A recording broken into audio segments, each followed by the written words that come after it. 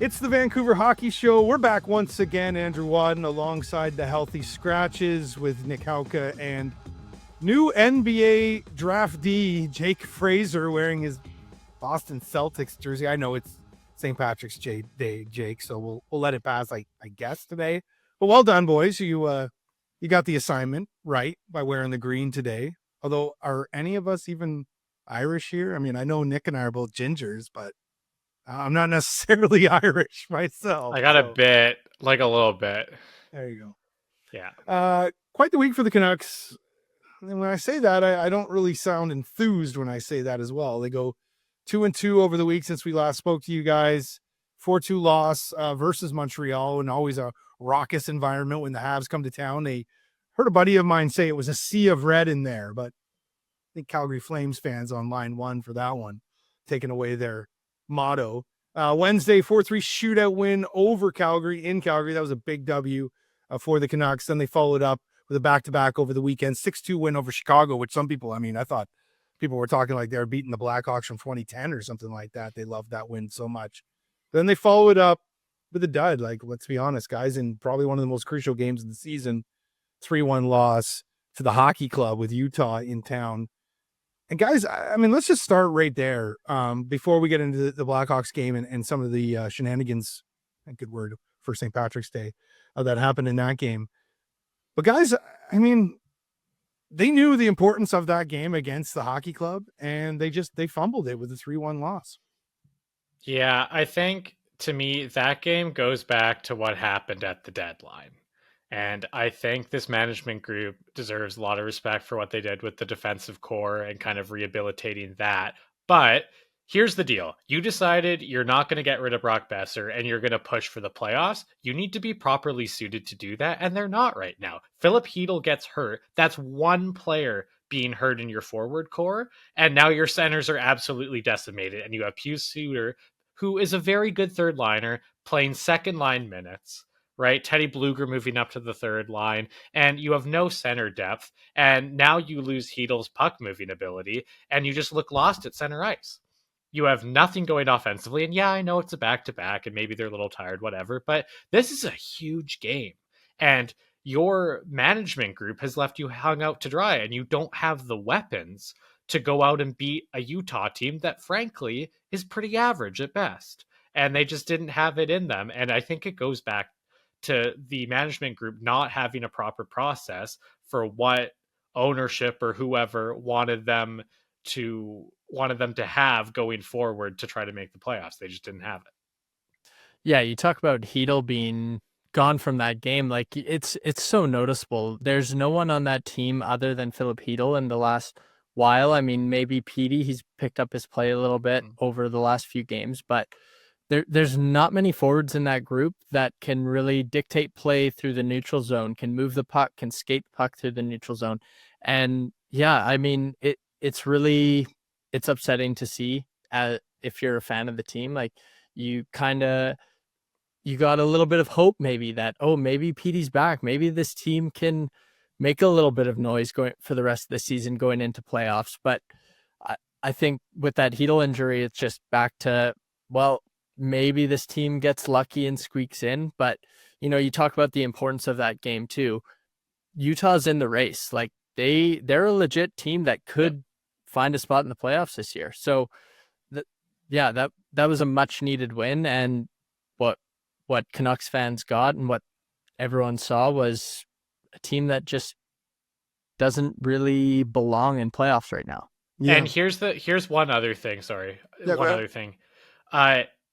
With that happening and Hedl being out, that is the game where Elias Pettersson and Brock Besser need to step up and show that they're worth their money, and they were invisible. And look, I will commend Petey. He has been a lot better. I thought he was excellent in that Calgary game and the Chicago game. But I know it was a back-to-back, and people will say you can't be excellent every single game, but like, that's the game you need to step up, and you didn't do it. You were, I don't want to say invisible because he was somewhat noticeable, but he did not dictate play and he did not step up. And Brock has been invisible. And you know what? I don't really blame him after what management said to him. I think I would have problems getting up for games after being told I'm pretty much I have no value at all. But like, oh, you just got to step up, and they're just not there. I didn't notice them at all. Yeah, 0 points in the last 5 games for Brock Besser. He's a -6 over that stretch. Just 5 shots on goal, averaging just under 18 minutes a game. You're absolutely right. Brock Besser has been absolutely invisible. And you're right about Petey as well. Although, you like what you're seeing right now. He had 2 points versus Chicago. Scored his first 5-on-5 goal since January 21st versus the Flames. That's just incredible to say out loud, especially for a guy making $11.5 million. He's got 6 points over his last 6 games. He's on a 4-game point streak. It's his second time this year that he's had a point streak like that. 7 points in March. All this is good. Like, he's tracking towards having his best month of the season, and probably, want to see him ramping up when the games become this important. But, you can't have these performances against an inferior opponent like the Chicago Blackhawks and celebrate those and then follow it up with, a game where I think I texted you guys and say you just sort of blended into another game. Had a point against Utah, but I mean, really big deal. You're right. Like, when a guy is that important to a team, like, you need him taking over games, dictating games. That's what these guys are paid to do. The big boys like him that are around him that make the same amount of money as him. You see them doing it. So I agree with everything you said there, except for one thing, Nick. I think the hockey club is better than you're giving them credit for. Like, they play hard. They play fast. Got a bunch of good young players and love their goaltending too. Like, Vemelka's a guy that a lot of people don't talk about. I think he's a good goalie. Only 2 points Yeah, but out again, of the like, spot. I agree with you, but they're not an actual contender. Yes, they're No, you're contending right. for that Yeah. last playoff spot, Yeah. but I meant in the sense of, like, that's not a powerhouse team by any Mhm. means. That's a team that you need to be able to beat, right? And Yeah. they just No, I agree with that. And so let's get back to this Hedl thing as well. The 6-2 victory over the Blackhawks in a game that a lot of people were really celebrating. I think a little too much, over. And maybe they just wanted to see that from the Canucks, one of those games where they just dictate play and they, put their foot on the throat of an opponent. But they should have put their hands on the throat of Jason Dickinson afterwards, after that absolute cheap shot. I don't know how he escaped a discipline from that one, because it's a clear hit from behind. You hear that, see the neck, snap back. Hedl's already had concussion issues in the past with him. And I don't want to dive into, should the Canucks have considered that when they made the trade for Hedl, because really the Canucks were over a barrel with the Rangers and the Miller camp. They had to get what they could out of it, and getting a guy that, can play in your top 2 lines as a center iceman, that's something I think in terms of value that you got to go for. But the reality is he does have a concussion, history background, and this doesn't help whatsoever. Blackhawks hid Dickinson after that, boys. Wouldn't let him back out on the ice, and he should have had to step up for that hit because it was complete bullshit, and the NHL should have suspended him as well. But where are we at now, guys? So, if Hedl's out for any sort of stretch of time here, going back to what Nick said, where management sort of left them in this, hole down the middle, like, is it Atu Ratu time? Is that what we're going to see next? Like, I know the Abbey Canucks have been rolling lately, and I see some people saying that they like Ratu's game, but, like, is that really where we're at as the Canucks, have to go down into this crucial stretch drive right now? Well, yeah, you're either looking at Ratu or Neil Zoman, and I know where Nick sits. He's on Neil Zoman. I'm sitting with Nick on that one. Holy. Yeah. Hey, I actually noticed him yesterday. He made a really nice play in the defensive zone, lifting, I forget whose stick, and getting the puck off. It was pretty nice. And he had a goal against the Blackhawks. So yeah, he did. Got to give him that. Yeah. No, I mean, this is where they're at. Like, think about a year ago at this time, Canucks are comfortably in a playoff spot. They're fighting for not only division, perhaps even a President's Trophy. They came up short for that.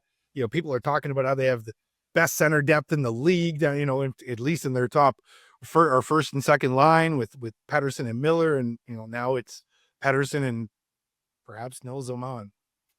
Wow. What about Petey, though? So we kind of glanced over him just a little bit there, but I mean, is he coming to life? And you know me, I've said it a few times on the pod now. It's just, I don't want to cherry pick a season for a guy that is just expected to be a force, but he's starting to look like the Petey of old. And really, they're going to need him here if they're going to be able to make this push down the stretch. Yeah, I think he's starting to figure things out a little bit. Like, obviously he still has a full 20 games or so, whatever the Canucks have left, he's got to be over a point per game for me to say, oh yeah, we've got the PD back. And then if the Canucks sneak into a playoff spot, he's got to show it in playoffs too.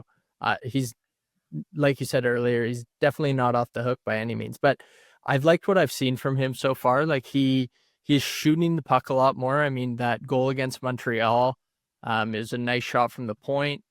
The Calgary goal, I thought, to tie the game in that moment, he took some time, showed a lot of patience, made a play back to the point, and then found a soft spot around the net and scored a nice rebound goal like that. I like to see that from him. That's what we've been missing all year, him going to those dirtier areas, going into the corner, getting a puck, creating space, moving it back to the point, and then getting to the net. We haven't seen that from him all year long. And so I'm really liking that and liking to see him shooting it more. He's showing a little bit more confidence. And like I said, hopefully he builds off of that and proves it for the rest of the year. Because, I mean, it's now or never. And with the no move kicking in July 1st, if he doesn't show that he can be that guy for the rest of this season, maybe you move him at the draft. I like my favorite part of the Calgary game with him was in overtime. He completely dictated that whole overtime that when he was on the ice. And that is something we have not seen all year. There's been bits and pieces of him playing very well. That was the first time we've seen him play like that, probably since last year before the All-Star break. So that was very pleasant to see. And I know I shit on him a lot, but I do want him to be successful. So seeing him play like that was a breath of fresh air. But then again, we go into the Utah game and he doesn't do anything. Yeah. And that's why it's so frustrating. Yeah. It's like you see this guy and you see this guy can be a dominant player. It's there. There's so many examples of it and you just don't see it night in and night out. And it's so frustrating to watch. Yeah. It's just so frustrating. It's the attitude for me. That's probably why I am so hard on Elias Pettersson. Well, because of the fact that like you have to produce, like you have to be the man if you're going to get paid to be the man, right? And he just doesn't do that. And then when I see the not even taking accountability for it and sort of passing it off like he did with the media, and I know he's walked those back, but his first instinct is to put the defense up and just say, oh, it's woe is me. He never takes it on himself, and maybe that's a maturity thing. Maybe we'll see more of that from Pettersson as he gets older here. And I do think he's sort of realizing this in real time. Like we do have to keep in mind with a lot of these players, you're pretty coddled your whole career, right? Like, and the fact that you're given so much now at a young age in the NHL, there is some maturation that does have to go on, just as being a human being as well. So see if PD can turn the corner in that regard. But you're right though, Jake, to bring up the fact that they still have that card. Like they still could make a trade if they wanted to, right up until July 1st, and he could go to wherever the fuck they want to send him, really, because he doesn't have a choice in that regard. But yeah, let's see if PD can continue this streak. I did find it interesting though that Quinn Hughes sort of went to his defense guys. I don't know what you thought about that, but just sort of acknowledging the fact that it's been such a tough season for Elias Pettersson.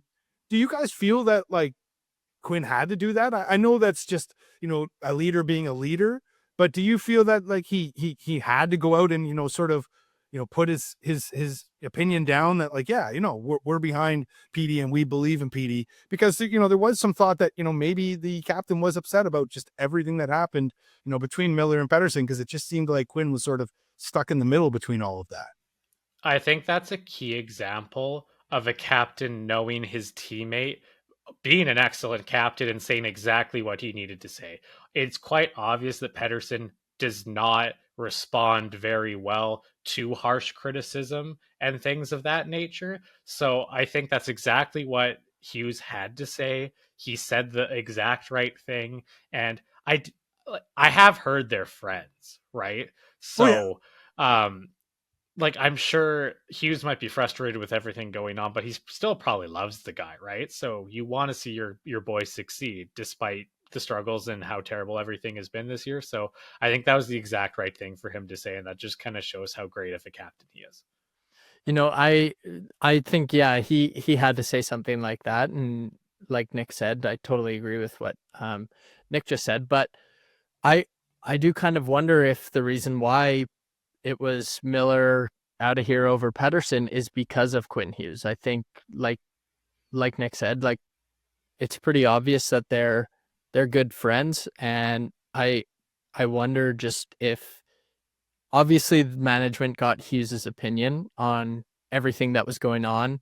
And so I do wonder if Quinn Hughes is a big reason why Pettersson is still a Vancouver Canuck. Yeah, I do wonder though if Quinn Hughes, had his choice, would be to keep them both. I think Quinn Hughes understands how important JT Miller, was to that team. And I heard Elliot Friedman on with Donnie and Dolly today, and he suggested that, the Miller thing had just gone so far that like they couldn't come back from it, right? So they're really, although it was a tough decision to make, they were kind of forced at that point to make the decision that Miller had sort of, checked out at that point. But a tough spot for Hughes to be in, and you guys are right. Like, that's true leadership right there. But we'll see. The Canucks do still hold the cards when it comes to Elias Pettersson and his future in Vancouver. Derek Forbert's future in Vancouver could be extended. They're talking about perhaps extending the 33-year-old, who's, guys, I mean, as of late, at least, like, he's played well. He's averaging just over 17 and a half minutes, which is, kind of par for the course for him in his career. But, in that sort of sheltered role, and the fact that they have been able to sort of revamp this defense while keeping Forbert in the mix this year, I think I'd be okay if it was just sort of the same contract, $1.5 million, $1.25 million, and just bring him back. Even if he becomes the 7th, maybe even 8th guy, there's your replacement for, Noah Joelson, because at that point, if somebody's playing over him, then they've obviously improved the defense even more. Yeah, I think there's a few young guys in the organization that you definitely want to get a look at, like Tom Willander, Mancini. I'd like to see more of him, Elias Pettersson as well. But getting a veteran presence like that can just be such an asset that, I mean, why not bring Forbert back for another year? Like you said, worst case, he ends up being a 8th defenseman making $1 million. It's not going to harm the team in any way. So I'd be very open to it. It definitely wouldn't be a negative to have a veteran defenseman who, say, Quinn Hughes goes down again, you just bring Forbert in, and not saying he's going to run the power play, but but to eat up like you said, 17 and a half minutes a game, that would be great to have as depth in the organization. I agree. And he's such a good penalty killer too. Even if going forward, he's not in your plans to be a every night penalty killer for you. If you're in a pinch, you can put him in and he can do an amazing job for you. He's probably the Canucks' best penalty killer right now. So that has great value. If you can bring him in on a contract like that, I couldn't have said it better, Jake. I agree 100%. Yeah. Good shot blocking prowess as well. Big body too, right? So all three of us agree that Derek Forbert, perhaps should come back for the Canucks. If they lose him, I don't think the three of us really would shed a tear about that as well. But what about Rick Tocchet's job, guys? And as we know, and I've called this fan base a little bit bipolar at times because they are just high and then super low the next day. And they, court of public opinion on Rick Tocchet hasn't been that great this year. But of course, the last couple seasons, Rick Tocchet was somewhat walking on water in this town. He was, every fan I think would agree that they loved what Tocchet was doing. It's been such an up and down year this year. There is a club option apparently for Tocchet's contract, but what's it going to take? Like, does it take just getting into the playoffs, or is there maybe a big thought after the season where they go, okay, where did we go wrong? Do we need change here? But at the same time too, as I can't remember who pointed it out, but like how many coaches would that be, for this core of players in the last 10 years or so? So there is that. There's almost something to be said to maybe give them just a little bit longer to try to, keep working with these players and see if they can get back to where they were last season. Yeah, I think there's a couple things to consider with that. I think, first of all, I don't think he should lose his job because he's coming off of Coach of the Year. And I don't think he's done that bad of a job this year. I don't think the issues are really his problem at all. Is it his fault the two grown men couldn't get along? Is it his fault that his front office screwed him with forward depth and now he has Neil Zaman having to play meaningful minutes for him? No. But thinking about this from an entertainment perspective, this team plays a really boring low event hockey. And as much as winning is probably the number one priority here, you also want to draw as much of your fan base as you can into the building. And I think there's a little bit of a problem with how they play the game for that aspect. The hardcores are always going to watch. I can still enjoy a Canucks game, but for the new fans that every fan base always wants to garner and bring into the building to create extra revenue, they're not really fun to watch. That Blackhawks game was probably the most exciting game we've seen all year, and those are far and in between from what we've seen. Usually they look like the Utah game, where there's not a lot of shots on goal. It's dump and chase, slow paced hockey. And I love that personally, but I know that the average fan probably doesn't. So that's something to take into consideration when making that decision. But ultimately, I don't think you should get rid of him. Well, you talk about the Blackhawks game, they still only had 15 shots on goal that game. Like they're not shooting the puck much. But I agree with Nick. I don't think that Rick Tocchet should lose his job over the season they've had this year. He's not been dealt a great hand. Like you said, the issues in the dressing room and Thatcher Demko being injured. I mean, thankfully Lankinen's been great, but you just lost a top 3 goaltender in the NHL from last season, right? Yeah, and you talk about the forward group. There's maybe 3 top 6 wingers on this team. Connor Garland's, you'd rather him be on your third line. This team doesn't have the forward group to be able to go out there and play that high octane offense hockey. If they did that, they'd get blown out 7-6 like Leafs from a couple of years ago, Andrew. Yeah, exactly. Leafs can help out the Canucks tonight. They're playing Calgary. I think they're just about to drop the puck here as we record this. How about this, though, guys? Because you know the alignment that the Rutherford regime has to Pittsburgh. And I know he's signed right now through the 26-27 season. But if Mike Sullivan were to shake out of Pittsburgh, or perhaps if Jim Rutherford could make a call, no tampering, to Mike Sullivan. No, that doesn't happen in pro sports. Oh, yeah, it never happens. No, that's against the rules. Exactly. I mean, I'm just, I'm connecting some pretty easy dots here. I mean, obviously, Mike Sullivan's had a ton of success, Stanley Cup wins, coaching Team USA. Like, I wonder if that were to happen. And, maybe Sullivan's looking for a change as well in Pittsburgh. I wonder if he were to shake out, if the Rutherford regime will go after him. Am I making just too easy of a connection here? Well, I think you've kind of seen some of those connections come to fruition with Marcus Pettersson and Drew O'Connor. With Rick Tocchet too, right? Yeah, exactly. Right. It wouldn't really surprise me. I guess it would more so surprise me, like replacing Tocchet at this point. I guess would kind of be my thing. But if he was to be replaced, that would probably be the guy I put my money on. That would make a lot of sense. Yeah. Yeah, the betting odds on that one, I don't know if you'd be getting too good of odds on it, especially if Tocchet were to leave. Lastly, let's just fly through this stuff a little bit here. Linus Karlsson signs a 1-year extension. Sure, good for Linus Karlsson.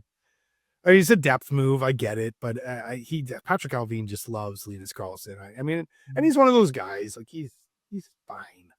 He's like Nilsson. They're kind of the same player almost to me. Tom Willander, though, he, of course, is at Boston University right now. He's in his sophomore year. 22 points in 34 games played. They're still going through their conferences in terms of before they get to the Frozen Four. So he's probably still got a bunch of hockey to play at the college level still. But he was named a Hockey East second All-Star. If BU does sort of shake out early here, like, should the Canucks think about burning a year of that ELC, or should, they weigh in the fact that, we could keep this extra year and, obviously you want to strike when those guys are on ELCs like they are with Lecker-Mackey right now, who's on his first year. Do you guys think they should even burn it, or do you like what you see, from that defensive group right now? I've liked what I've seen. I think Mancini's played really well lately. He's such a calm presence with the puck, and he's a big body who can move too. So, I mean, having him on the third pairing, Myers has been pretty solid all year. Hronek, obviously, he's been great, especially as of late. So, I mean, I'd give him a little bit of a taste of the NHL, but I wouldn't go over that 9-game threshold to burn that first year. that ELC for 3 years can be so valuable, especially if the team wants to push. And with the dead money they have going into next year for Oliver Ekman-Larsson. And yeah. I think there's 6 years left on that dead money. Oh So my goodness. you need as many ELCs as you can get. Yeah, there is actually. There is. Well, next year it goes from 2.3 this year to 4.7 for the next 2 years, and then 2.1 after. The ghost of OEL, who is not even dead yet, still playing in the league. What are your thoughts, though, Nick? Would you like to see Tom Verlander right now? Do you think he could even, chip in at this moment? It's a big jump to make from, college hockey right to the NHL. I think his game translates so well to the pros that he'd probably be fine. I don't think he would be a standout by any means right away. Like, it's going to take time for him, but I think he'd fit in fine. I just don't think it's necessary, like with Mancini really stepping up to the plate and looking really good. Phil Hronek is really starting to be himself again, which is awesome to see. I want to commend him. He's been excellent the last 5 games. I thought he's been really good. Andrew, you were really right about Mancini. I remember when we made the trade, you were saying some people were saying that this is actually kind of the guy to watch out of this deal. I think you might be right. There's a lot of good things out of his game, the skating, the puck moving ability, the physicality. I really like what I see with him. So I'd like to see him in a couple of games. Don't burn it, but I'd like to see him, just honestly being selfish. I want to see him play. So, I would like to see him for that aspect, but I don't think you really need to do that. And you definitely don't want to burn that year of eligibility right now. It's the new toy, right? Like you get this new toy, you don't want to have it sit in the packaging. You want to play with it, right? Victor Mancini, though, 6'3", 229. He's listed on Puckpedia. Big boy. And that's not, I heard that from others saying that he would it could be the steal there. So I can't take full credit for it, but even if it is if Mancini becomes one of those guys that is, reliable defenseman for the Canucks for years to come, and that is the trade, maybe Phil Hedl who knows with Phil Hedl? Again, that it's no joke when you have a concussion problems, right? In the NHL, those things can linger. We've seen it. And I don't know how Dickinson escaped discipline with that one. It's just unbelievable. The neck is snapping back and everything. Everything about it was awful, but yeah, we'll see what the future lies for Mancini and of course for Hedl. We sort of pick apart that trade from the years, or see a couple of years from now and see really how things shook out for the Canucks. Let's see how they shake out on this road trip as well. I know they got Winnipeg at home on Tuesday. It's always going to be a tough match. The Jets being the top team in the NHL, and I'll really have held on to that all season long. But this 6-game roadie, guys, this is going to be the one that's really going to be, we'll see if it separates them from the playoff pack or, maybe solidifies them as a playoff team. Second 6-game road trip. It's the longest road trip that they have of the season. They've had 2 of them. Starts in St. Louis, and they have to go all the way over to New York. They play the Rangers, they play the Devils, they play the Islanders. They go to Columbus to play the Blue Jackets, and then they finish off in Winnipeg again, facing off against the Jets there. Guys, I mean, I don't want to even say how many points you really need out of that, because I think it's probably no less than 8, maybe even 9 points to sort of keep yourself in the hunt there. I know there's some Eastern games, so those games, you got to get the 2 points out of those ones, as you're going to see probably 3-point games from the guys you're chasing in their games that they're playing. But just kicking it off with 2 really tough ones one before they leave, at least in Vancouver to face off against the Jets. But that one against St. Louis, boys, that one's going to be a big one. And the Blues have been playing very well. And hopefully, if you're a Blues fan, they're not playing, too well right now, and they'll come back down to earth. But that's going to be a big one for the Canucks. And as we've seen, they've been better on the road this year than they've been at Rogers Arena. They have. Are they playing on a Saturday night? I think oh yeah, that's right, because their Saturday night record is just so good. Yeah. They play Saturday morning against the Rangers. Oh, so there you go. So I don't know. That's a tough one for me. If they're playing at night, chalk it up as a win. I wonder what they do, guys. Do you think they just blast the Nickelback version of Saturday Night's All Right for Fighting, and they're just so amped and they just can't be beat on Saturdays? Because they just play at a different level. Yeah, perhaps. I don't. I mean, I'm not much of a Nickelback guy, but maybe the guys on that team are. They do avoid a Saturday on the second week of this road trip. They're in Friday. They're going to be in Columbus on the 28th, and then they don't play on the 29th, and they wrap up the roadie with another matinee affair. It's a 12 o'clock afternoon game against the Jets on the 30th. So they only get one Saturday night there, Nick, and that's not even Saturday morning.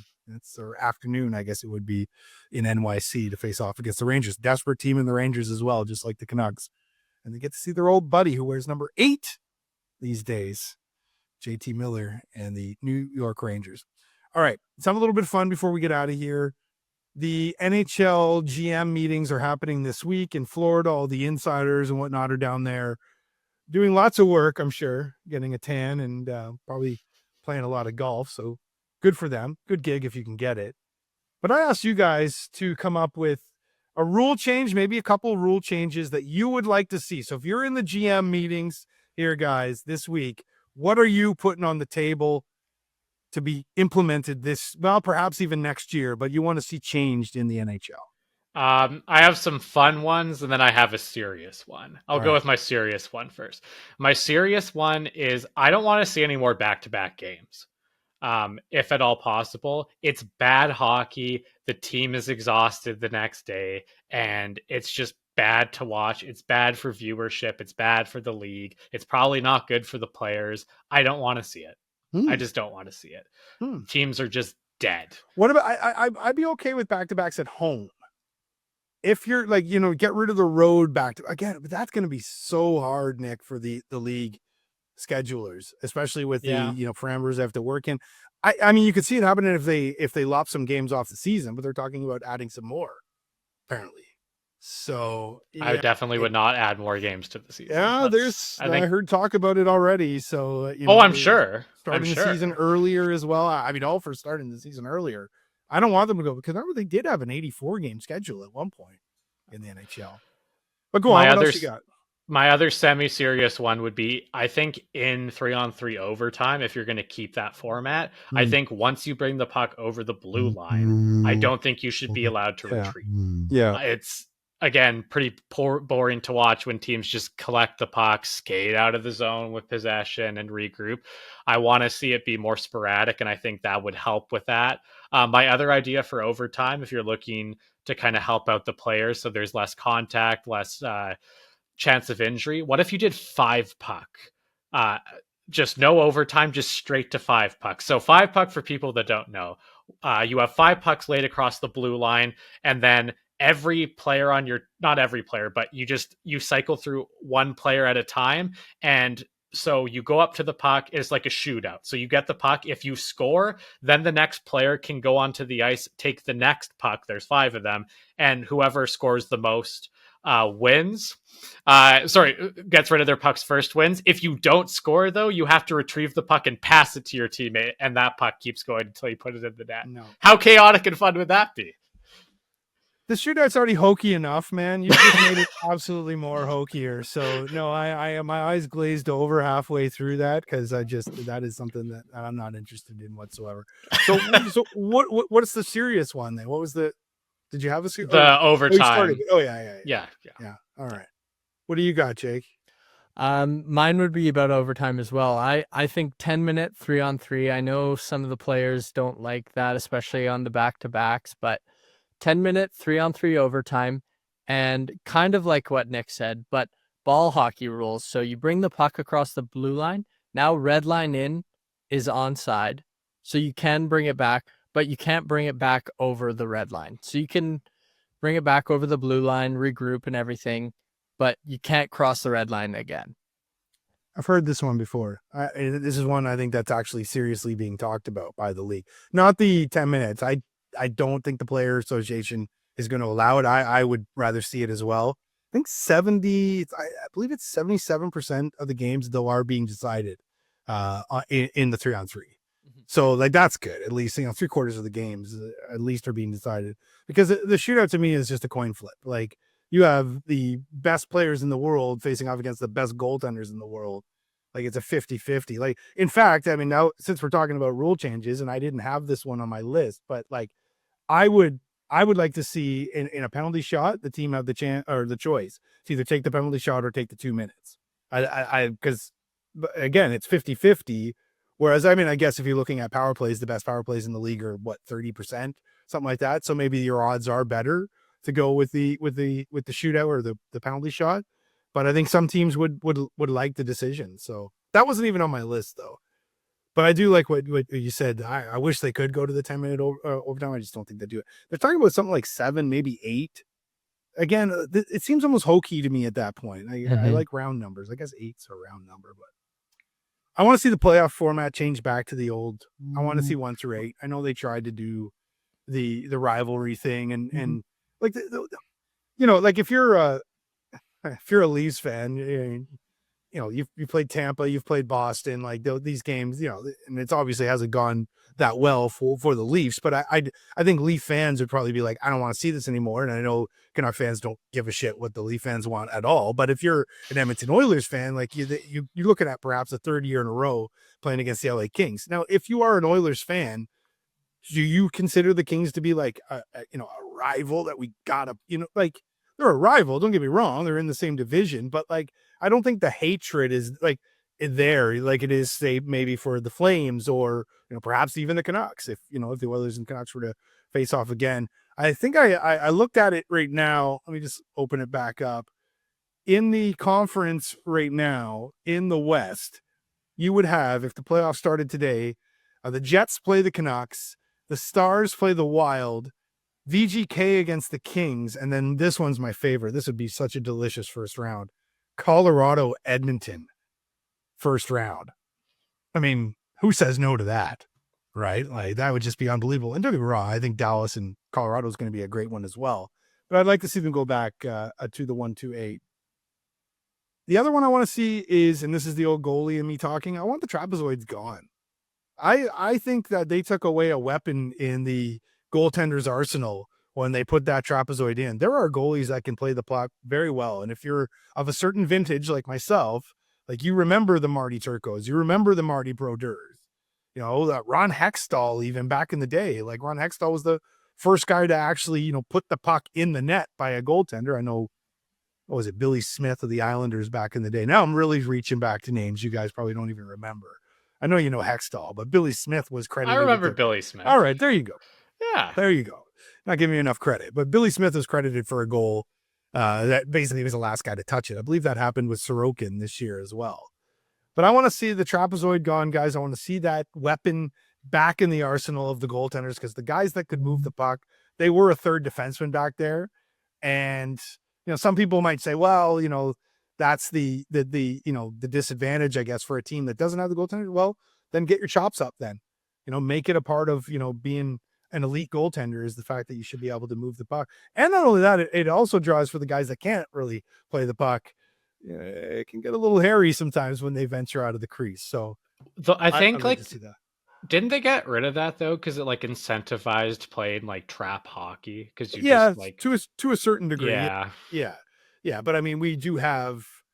Listen, teams can figure each other out. You know what I mean? You can put something in new, and teams will try to figure it out. So it's that chess game. I don't want to see every team in the league playing the same systems. Right? I don't want to see every team in the league, have an elite goaltender that can move the puck. I want to see a guy that can't play the puck, but just has to be forced to at times, right? The more chaos, the better. All right, it's going to be chaotic for the Canucks as they head out on a really tough stretch here. So the next time we'll talk to you guys, they'll be in the middle of that road trip. But hey, before they get out on that big one on Tuesday night, so tomorrow night, because we are recording this on St. Patrick's Day, Monday, March 17th, big one at the Raj tomorrow night versus the Winnipeg Jets. And hey, if the Canucks can come out of this one with 2 points, that'll be massive for them as they head out on the 6-game roadie. For the Healthy Scratches, Nick Hauka and Jake Fraser, I'm Andrew Wadden. Thanks for listening, everyone.